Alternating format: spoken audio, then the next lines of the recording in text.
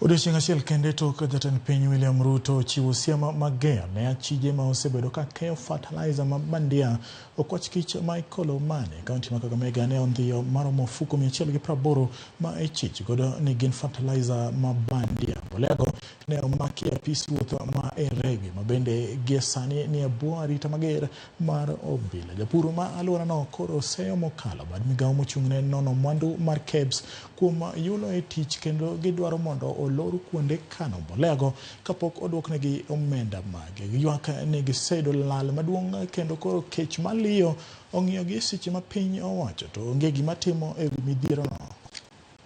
Mbolea ambayo ninajua, nina hakika mbolea ambayo ilipitishwa na ile iliagizwa ilikuwa njema.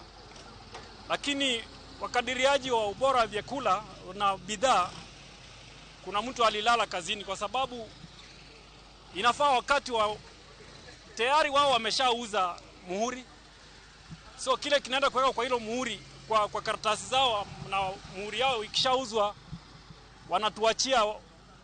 wanatuachia watu wanatukula bure.